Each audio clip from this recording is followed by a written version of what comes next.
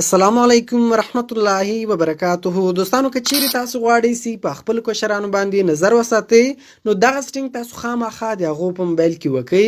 کله چې تاسو دغه سټینګ د هغو په موبایل کې وکړئ نو بیا چې کله هم هغه په خپل موبایل کې یو ویب سایټ خلاص کړي، له چا سره میسجان وکړي یا هر شی چې دی په خپل موبایل کې وکړي کې بعد کې هغه شان دی ډیلیټ هم کړي، خو بیا به هم تاسو وکولای شئ چې د دې د موبایل ټوله ډیټا وګورئ او په اسانۍ سره دی معلوم کړئ چې دی په موبایل کې څه شی ګوري، چا سره میسجان کوي، له چا سره خبرې کوي. نو ډیر خوندور سټینګ ده، تاسو ډیره زیاته فایده ځینې اخیستلی شئ.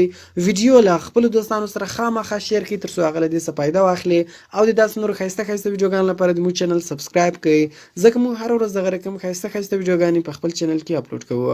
نو زه د ویډیو په طرف ویډیو شروع کوو.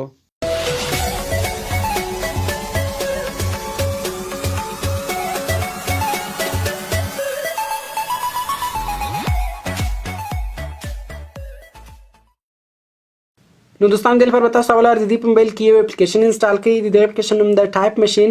دغه اپلیکیشن په پلی سټور کې پر پو باندې ده، په 2500 روپۍ ده، یعنی 2500 روپۍ به تاسو ورکوئ. بیا تاسو دغه اپلیکیشن له پلی سټور څخه ډاونلوډولی شئ.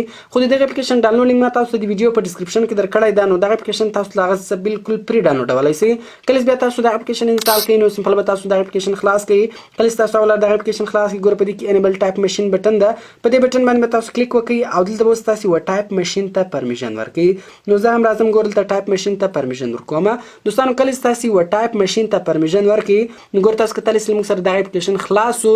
نو کله چې بیا ولر دغه اپلیکیشن خلاص شي نو دغه شکل دغه رقم راځي. نو اوس راځو موږ و دې اپلیکیشن ته کوډ لګو. د کوډ پایده زه بیا بعد کې درښیم. نو دا کوم کې درې لاین را روانې په دې باندې به تاسو کلیک وکړئ. بیا لاندې ګوره سټینګز ده، په سټینګز باندې به تاسو کلیک وکړئ. اوله په دې کې درېیم اپشن د سکیورټي سټینګز، په دې باندې به تاسو کلیک وکړئ. اول اپشن د پین لاک، په دې باندې به تاسو ټیک مارک ولګوئ او دلته به تاسو کوډ ورکړئ. هر کوم کوډ چې مرکوي دوستانو هغه کوډ به تاسو ورکړئ. د دې کوډ فایده دا ده بیا چې هر وخت تاسو دغه اپلیکیشن خلاصوئ نو دغه به له تاسو څخه کوډ غواړي او بغیر دغه کوډ به دغه اپلیکیشن نه خلاصیږي. نو ګوره دوستان دغه سټینګ اوس د دې په موبایل کې آن سو. دغه سټینګ د دې په موبایل کې له کیبورډ سره کنیکټ سو. نو له دې بعد چې په خپل موبایل کې له هر چا سره میسجان وکړي، هر رقم د سایډونه خلاص کړي نو هغه به ټول دلته سټوریږي او دلته به سوي که چیرې دی هغه ډیلیټ هم کړي.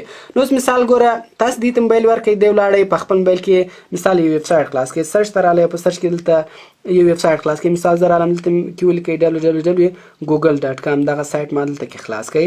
نو دغه رقم دغه سایټ یې خلاص کړئ، دغه رقم نور ویب سایټونه یې خلاص کړو او دغه رقم بیا ولاړئ دلته میسجان هم له خلکو سره وکړو. مثال ګوره زه راغلم وټساپ ته، وټساپ مې خلاص کړئ، دلته یې میسجان وکړو. مثال دې ته دا میسجان وکړو، هاي څنګه یې وروره، دا میسج مثال دور ته وکړئ یا نور میسجان یې وکړو. دغه رقم ګوره دغه میسجان اوس مثال د ډیلیټ کړو، دلته ښه ډېر میسجان د دې کس سره وکړو او بیا دی راغلی دغه میسجان یې ډیلیټ کړو. ګوره زه راځم دغه درې سره میسجان ډیلیټوم، د درې سره میسجان ګوره ما له دې ډیلیټ کړو.